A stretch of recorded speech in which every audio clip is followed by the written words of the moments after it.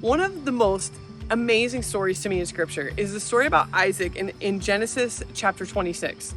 Isaac is established, he's wealthy, he's strong, and he's building wells. And what keeps happening over and over again is he's building these wells is other people, other entities are coming in and they're taking the successful well away from him. And then finally, after this happens 3 or 4 times, he finds a well that he builds, it's established, and then he names it Rehoboth, which means now the Lord has given us room and we will flourish in the land, because no one else has come and tried to take it from him. No one has quarreled with him over the well. The word quarrel is what the Bible uses right there. And here's why I think this is so amazing, is that we oftentimes feel this need that we have to stand our ground, and we build a well and we want to keep what comes from that well, right? We want the water. It took work, it takes effort. It's hard to dig wells for water. But what the Lord did with that was he established Isaac in the place that he wanted him to be in. And only God could do that in the way that he did. So he built these wells and other people came in and kicked him out,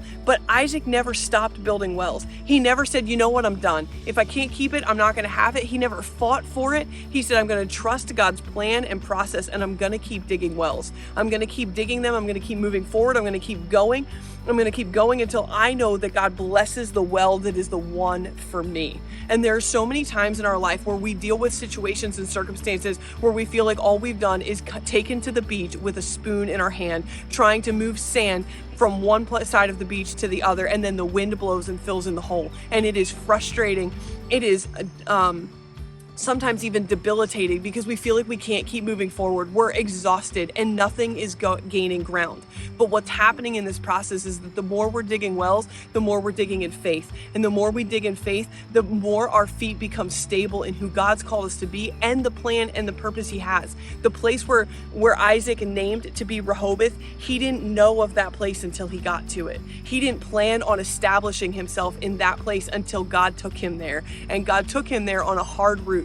But God was sustaining, God was faithful, God was honoring. He always had the water he needed, and then he moved on to build another well.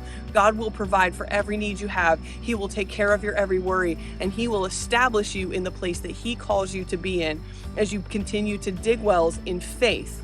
Dig wells in honor, not in frustration, in faith, in endurance, and he will plant the seed and he will continue to sustain you through every well you dig.